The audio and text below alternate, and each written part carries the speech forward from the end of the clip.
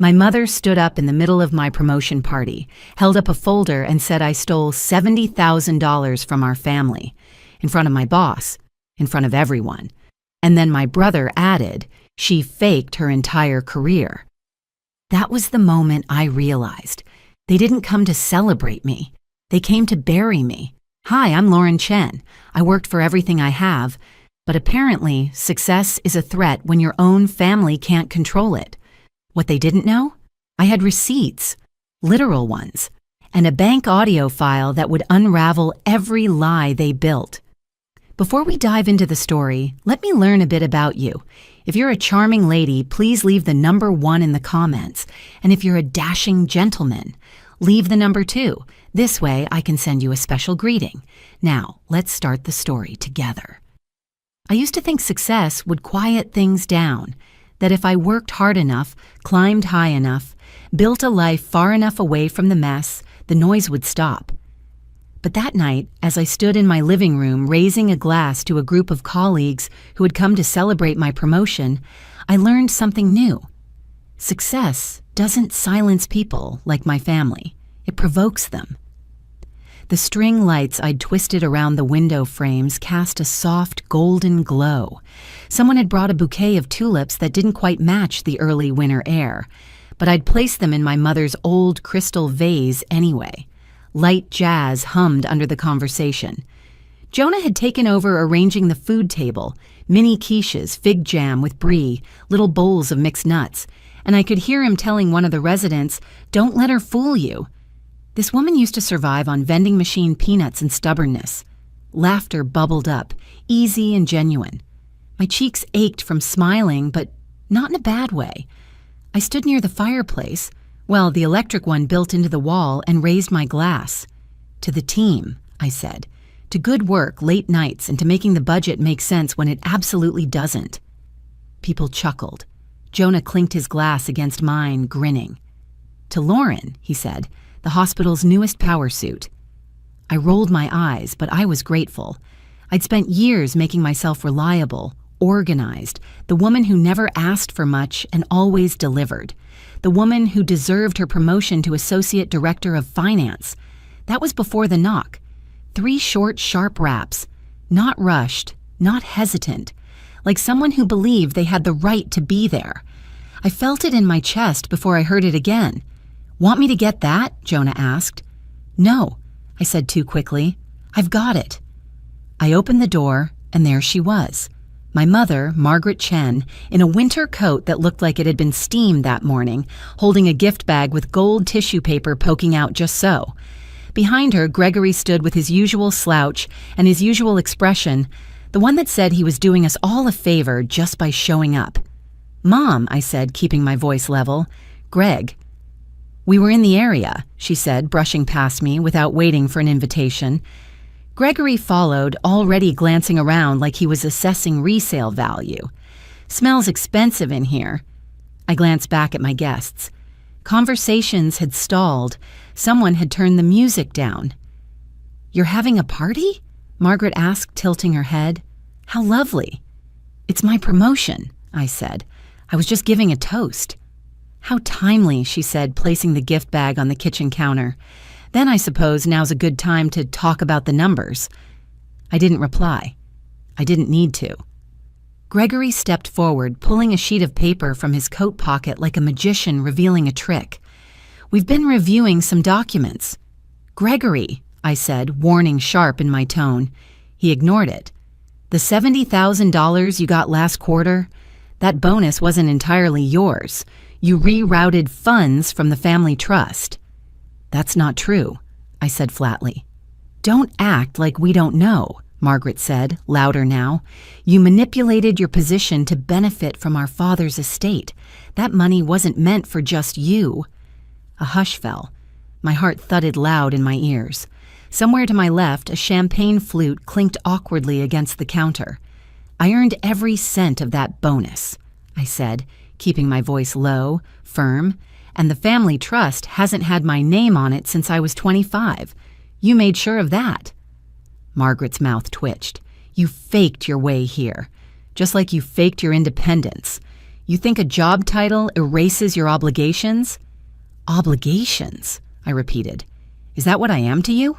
A line item on your financial statements? Jonah stepped up beside me, silent but steady. Gregory scoffed. Don't play victim. We know what you did. You know what you want to believe, I said. Margaret smoothed the front of her coat. We'll be in touch, legally. Then she leaned in, her perfume too sharp, her words just above a whisper. You may have fooled these people, but you'll never be anything but what we made you. She walked out without another word. Gregory gave Jonah a mock salute before following. The door clicked shut. I stood still, the quiet pressing in too fast. No one said anything. One by one, my coworkers murmured their goodbyes, citing early shifts, tired kids, deadlines. The last guest left a plate of untouched quiche on the table. I cleared the glasses, but my hands were trembling. The room felt colder than before. Jonah didn't speak until I sank onto the couch. You okay? I don't know, I admitted. I really thought I was done with all of that. He nodded, reaching for his coat. Lock your door tonight and check your email in the morning. I managed a smile. You sound like a parent. Someone's got to do it. After he left, I stood at the kitchen island staring at the gift bag they'd left behind. I pulled back the tissue paper. Inside were bank documents, some real, some doctored, my name highlighted, handwritten notes in red ink, words circled for drama. I placed everything back inside, tossed the whole bag in the bin under the sink. As I reached to switch off the lights, my phone buzzed. Unknown number, one message. You've been warned. I didn't answer, but I didn't sleep that night either. The envelope wasn't thick, but it split my life wide open. It was a Tuesday, cold enough that my breath hung in the air as I walked across the parking lot toward the hospital. Holiday lights were taped unevenly along the windows in the admin wing, and someone had tied a red bow around the automatic coffee dispenser in the break room. It smelled faintly of cinnamon and copy paper. I was halfway through logging in budget numbers when I heard Marcy's voice behind me. Lauren, she said, softer than usual. I turned. She was holding a small clipboard and an envelope, cream-colored, sealed tight. There's a courier here. He said this is for you. It's official looking. She didn't meet my eyes. I took it from her without a word.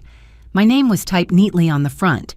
No return address, just a bar-coded sticker along the bottom.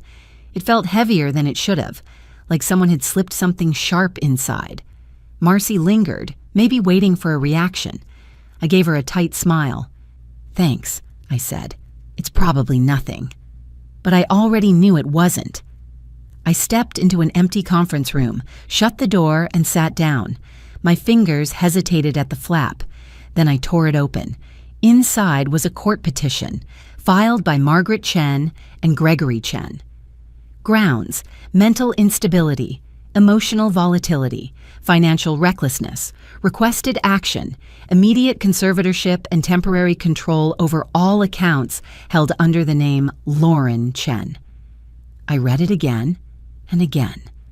The words didn't change. They only got louder. There was a part of me, some fragile, foolish part, that had believed the promotion party would be the end of it, that the accusations from my mother and brother were a final tantrum. But this was strategy. This was war. I walked back to my desk in a haze. The lights seemed too bright, my chair too stiff. When someone offered me a sugar cookie shaped like a snowflake, I shook my head without looking up. I closed my office door, pulled my phone from my pocket, and called the only person I could. Jonah answered on the second ring. I'm free in 10, he said. Where? The cafe near the church, I whispered. The one with the wobbly tables. On my way. I don't remember the walk there. Just the sound of my boots crunching over sidewalk salt and the cold wind slipping through my scarf. Inside the cafe, it smelled like burned espresso and pine cleaner. Jonah was already waiting, 2 mugs on the table. He gave me the seat with the stable leg. I handed him the petition. He didn't flinch as he read, just nodded slowly. "She really filed this?" he asked. I nodded. "They want control of everything," I said, my voice hoarse.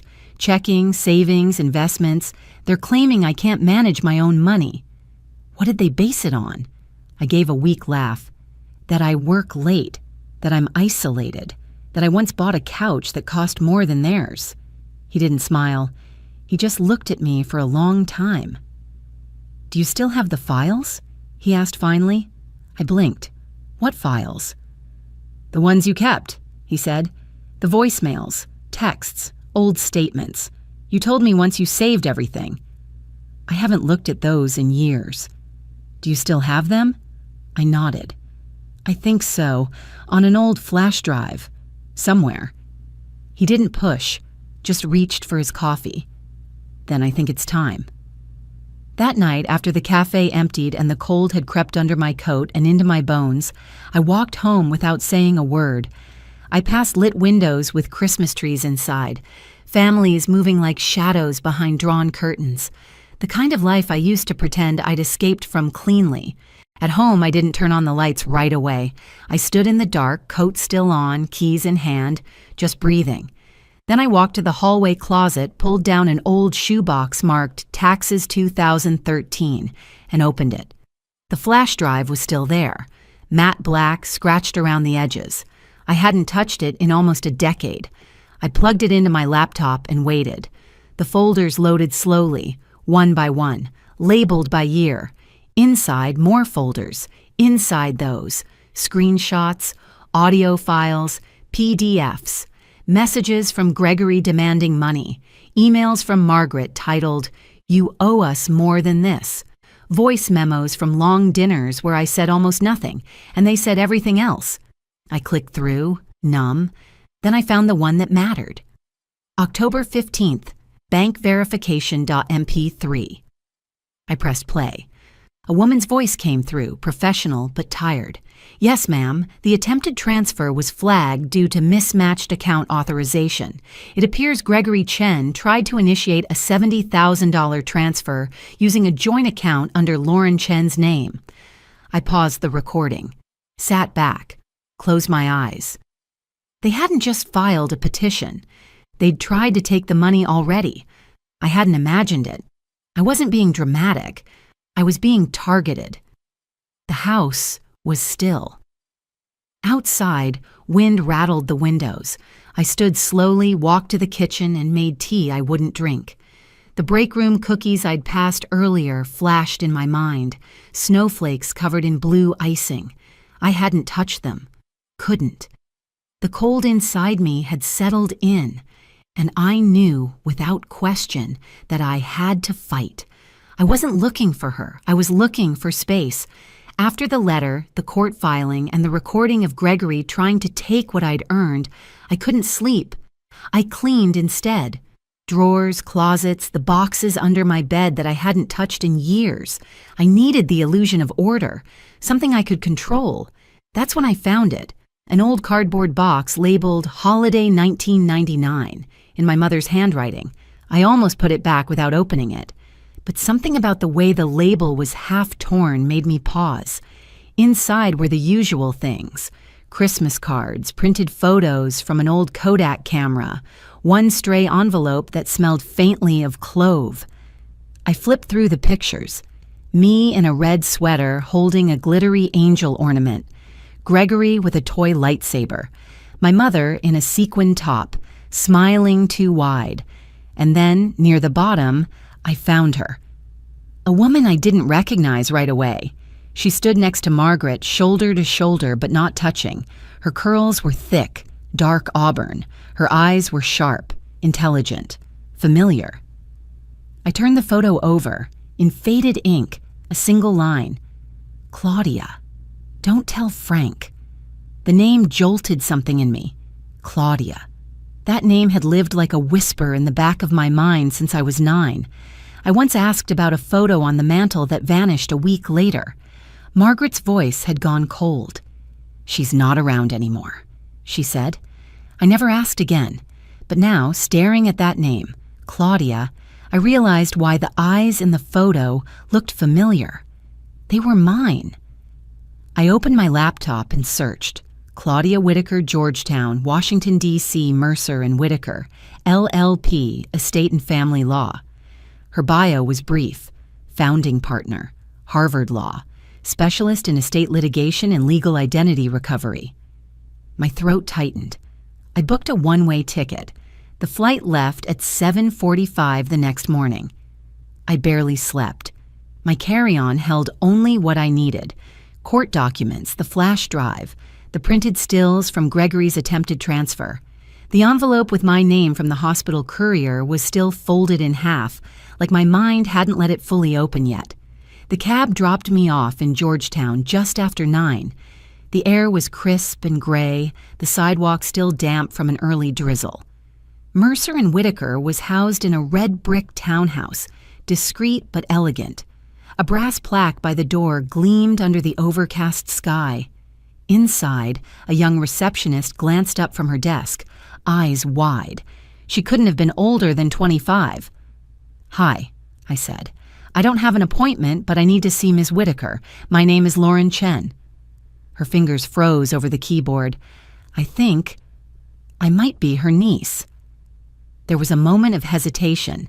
Then she stood and disappeared behind a frosted door.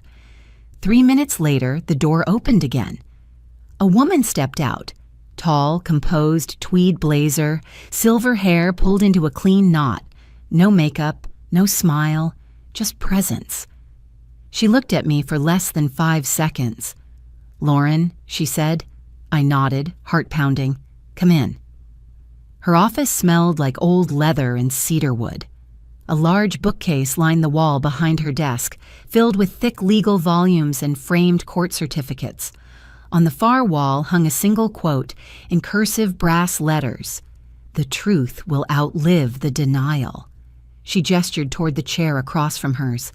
I sat down slowly, unzipping my bag. "I found this," I said, placing the photo on her desk, "in a box my mother forgot she had." Claudia looked at it. Her jaw clenched, but her voice didn't waver. She never did like throwing things away. I pulled out the court documents, slid them across. "She and Gregory are trying to declare me legally unfit. They've filed for temporary control over my finances." She didn't speak. She read, line by line. Her fingers moved slowly down the page. "I have more," I said. "Audio files, bank statements, messages." I reached for the flash drive, but she raised a hand. "I believe you." The silence that followed wasn't heavy. It was precise. She stood, walked to the file cabinet in the corner, and opened the top drawer, pulled out a slim folder. "I've been waiting," she said, almost to herself. She placed it in front of me. "This is your original birth certificate, filed in 1992. Your father's name wasn't listed." I blinked. "What?" She flipped the folder. Inside was a second certificate. "This is the amended version, filed in 1996. That's when your mother added Frank Chen as your legal father." My breath caught. Why would she do that? Claudia's eyes met mine, steady and unblinking. It was never about family. It was about access. If Frank was listed, you qualified for the Chen Trust.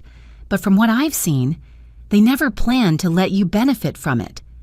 I stared down at the paper, my name in faded type. The man I called Dad on a line he never signed. I felt something shift, not break, not crack, but shift, deep and final. "They rewrote me," I whispered. Claudia closed the file, folded her hands, then looked at me directly. "If you want to fight back, I'll take the case," she said. "But once we ring that bell, it doesn't unring. There will be depositions, public records, maybe headlines." I didn't hesitate. "They came for me first," I said. "Now it's my turn." She nodded once. No smile, just the truth, and that was enough. They showed up like it was a family reunion. I came to testify. It was cold that morning, cold enough that my breath fogged the inside of the car before I even stepped out. Frost clung to the corners of the courthouse windows like lace. Claudia met me at the steps, already looking put together in a charcoal gray coat and her usual unflinching calm. "You ready?" she asked. I nodded. I wasn't sure if I was. Inside, the courtroom was smaller than I expected, less like the grand arenas you see on television, more like a chapel built for uncomfortable truths. Wood-paneled walls, rows of stiff benches, the faint scent of lemon oil and nerves. Gregory and Margaret were already seated at the petitioner's table. He wore a navy suit that didn't quite fit. She wore pearls, pale lipstick, and the softest expression I'd ever seen her fake. They looked like they were posing for a Christmas card. I sat beside Claudia. She opened a slim file folder and glanced over the printed testimony one last time. She didn't speak. She didn't need to. At exactly 9:01, Judge Garvey entered. A woman in her late 50s with short gray hair and a gaze that could silence a riot. She sat without ceremony. "Let's begin." The petitioner's attorney, Mr. Howell, stood first. He looked like a man who polished his shoes more often than he listened. His voice was smooth, confident, just this side of condescending. "Your Honor, we're here because my clients, Margaret and Gregory Chen, are gravely concerned for the well-being of Lauren Chen. Over the past year, Ms. Chen has exhibited erratic behavior, emotional volatility, and financial decisions that raise serious questions about her capacity to manage her affairs." He gestured toward me like I was a faulty appliance. "We intend to demonstrate that Ms. Chen's recent actions, late-night emails, uncharacteristic spending, withdrawal from familial ties, are signs of deeper instability." Judge Garvey gave him a small nod. "Call your first witness." Gregory stood and made his way to the stand like he was heading into a performance. He raised his right hand, swore in, and leaned into the microphone just a little too confidently. "She's been off," he began. "She doesn't talk to us anymore. She cut everyone out. At Thanksgiving, she accused our mother of spying on her finances. She once yelled at me because I borrowed her phone charger. I mean, who does that?" I felt Claudia lean slightly, but she didn't move. Not yet. "She's intense," Gregory said with a shrug. "Always has been. All we're asking is for someone to make sure she's safe. And her money's safe." Claudia stood. "Permission to cross, Your Honor." "Proceed." She stepped forward with the kind of grace that comes from knowing you're standing on solid ground. "Mr. Chen," she began, "are you employed at this time?" Gregory blinked. "Not currently." "When was your last business venture?" 2 years ago. It didn't take off." "Is it true that you requested a loan from Ms. Chen last summer?" "That's unrelated." "Did she refuse?" He shifted. "That's not why we're here." Claudia held up a document. "Your Honor, Exhibit C, a text message sent by Mr. Chen to my client on July 11th, 2022. It reads, 'If you don't wire me $3,000 by tomorrow, I'll make sure Mom calls HR and tells them you're spiraling again.'" A murmur stirred. Gregory turned red. No further questions. Next was Margaret. She walked to the stand with slow, deliberate steps. Her voice trembled slightly as she spoke. "She's always been a little fragile," she said, glancing toward me with just enough sadness. "We tried to support her, but she pushes people away. I just want her to be okay." Claudia rose again, unhurried. "Mrs. Chen, is it true that you monitored your daughter's work bonuses through public hospital reports?" Margaret hesitated. "I just wanted to be informed. Did you ever request access to her private accounts?" "I don't recall." Claudia turned to the bailiff. "Exhibit A, please." The October 15th bank audio began to play over the courtroom speakers. A woman's voice, clear, neutral, businesslike, filled the space. "Yes, ma'am. The attempted transfer was flagged due to mismatched account authorization. It appears Gregory Chen tried to initiate a $70,000 transfer using a joint account under Lauren Chen's name." Silence. Judge Garvey turned to Gregory. "Is that your voice in the authorization attempt?" Gregory looked down. No comment. Claudia returned to the table and pulled out a sealed envelope. "Your Honor," she said, voice steady. We also submit a recent DNA test administered by an independent lab, chain of custody intact. She handed it over. The judge opened the document, scanned it slowly, then looked up. According to this report, Lauren Chen is not the biological daughter of Frank Chen. A gasp broke the room's silence. Gregory stiffened. Margaret blinked twice, hard, then said nothing. The judge folded her hands. Petitioners, she said, her voice calm but cold, please be prepared to respond to this revelation in tomorrow's hearing. She banged the gavel once. Court adjourned for today. Outside, the air had warmed slightly, but it didn't feel like it. Press lingered at the courthouse steps, murmuring, snapping photos. I kept my head down. Claudia walked beside me, hands in her coat pockets. They weren't ready for that, she said softly. We didn't stop until we reached the curb. She glanced at me and added, tomorrow, we end it. Some truths don't need to shout. They just have to survive long enough to be heard.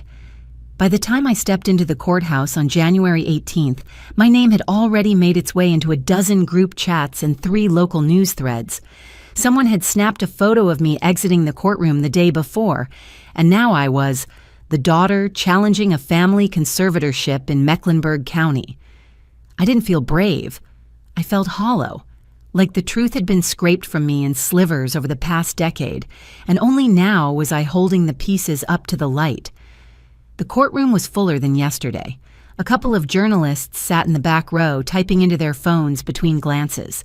The energy had shifted. No one said it out loud, but we all felt it.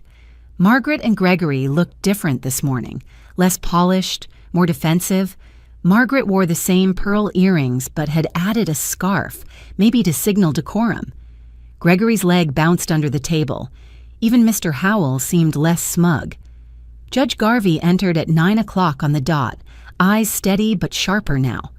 Ms. Mercer, she said, you may proceed. Claudia stood, calm as always. We'd like to call Savannah Riley to the stand. The name landed like a dropped glass. Gregory flinched. Margaret's hand froze halfway to her purse. Savannah walked in with quiet confidence. Her coat was simple, her hair pulled back, no makeup, but she carried herself like someone with nothing left to lose. She swore in.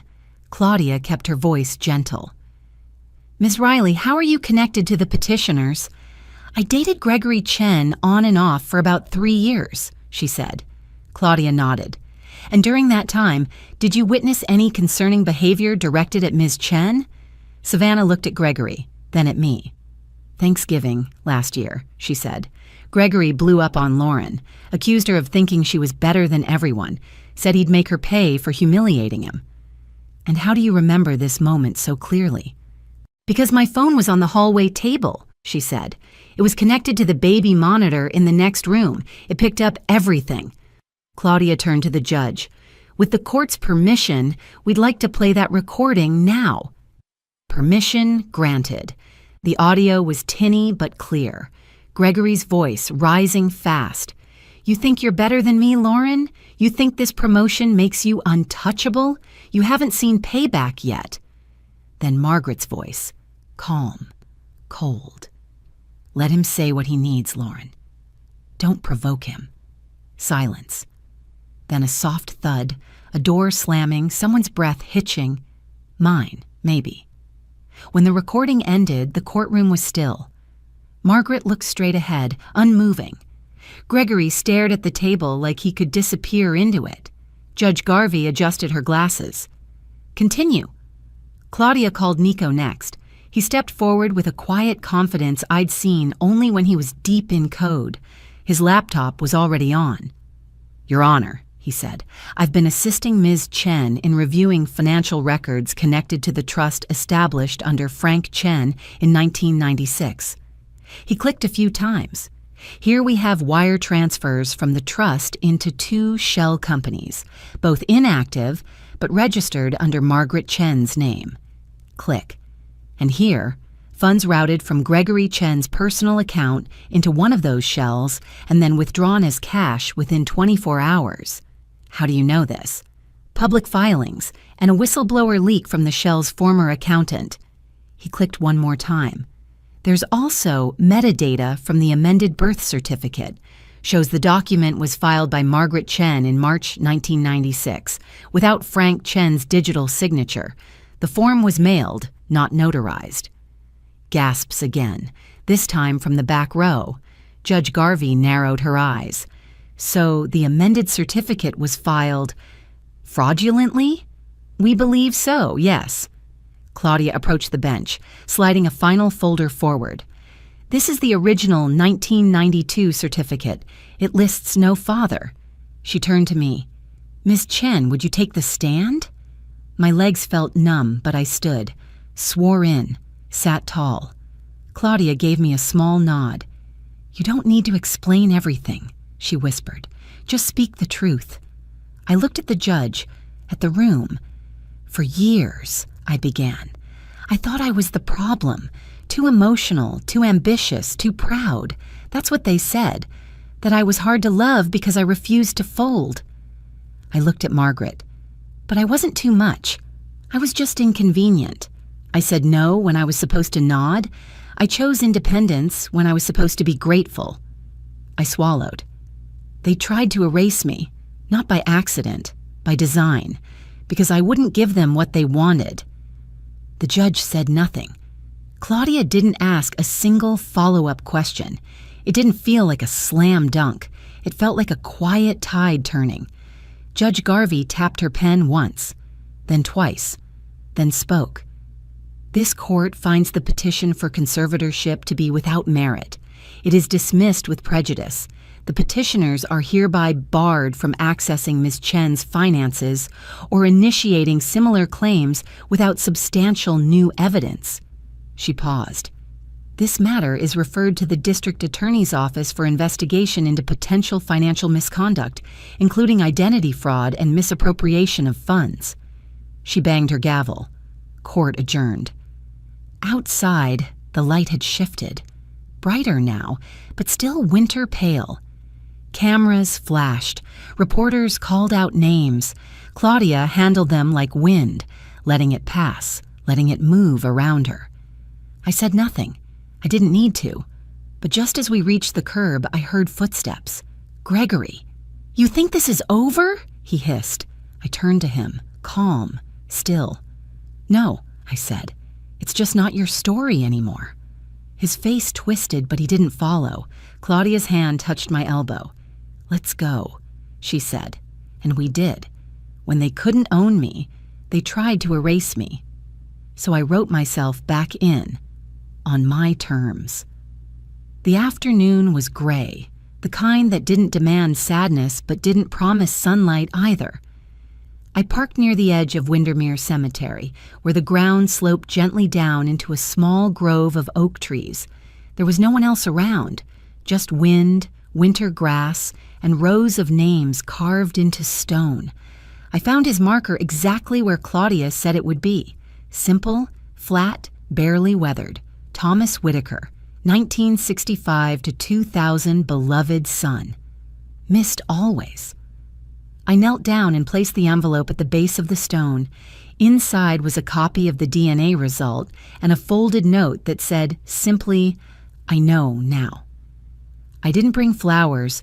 I didn't speak for long, just stayed there, letting the wind move through my coat, letting the silence settle. I don't know if he ever knew I existed, but I do now. That's something. Later that week, I ran into Margaret. It was at the grocery store on Maple Avenue, 2 aisles down from the freezer section. She didn't see me at first. She was standing in front of the frozen peas, staring at them like they were a math problem. Her hair wasn't done. Her coat was too big.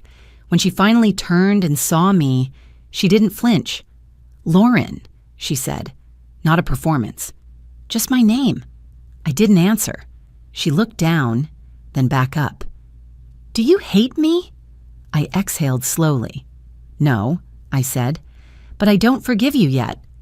She nodded once, as if that was more than she expected. Then she turned and walked away, leaving a half-full cart behind. 2 days later, I stood at the county clerk's office in downtown Charlotte. the same building where I once paid a parking ticket and thought that was the most grown-up thing I'd ever do. The clerk was kind, middle-aged. No small talk, just clarity. "Are you sure you want to proceed with the legal name change?" she asked. "Yes," I said without hesitation. I signed the paperwork, line after line, Lauren Chen, Lauren Whitaker. It didn't feel like a rejection. It felt like a return. That night, I had dinner with Claudia, Jonah, and Nico at Claudia's home in D.C. Her place was warm with soft lamplight and the scent of rosemary chicken. Nothing fancy, just real. After dinner, Claudia handed me a folder. Inside was the court's restitution order. Funds returned, fines assessed, a formal apology from the state for the mishandling of the petition. I didn't cry. I just nodded. Jonah set a tiny chocolate cake on the table with 3 candles, one for each of them, he said. Nico brought plastic forks. We didn't make a toast right away. We sat for a while, just passing plates, retelling old hospital stories, letting the quiet stretch. Then I lifted my glass of water. "To the end of being rewritten," I said. "To the beginning of writing myself." They raised theirs too. "To Lauren Whitaker," Claudia said softly. On the way home, I drove alone. No music, just the steady hum of the tires and the whisper of wind through the vents. I pulled over near the post office where an old blue mailbox stood against the sidewalk. I took out one last envelope and dropped it in.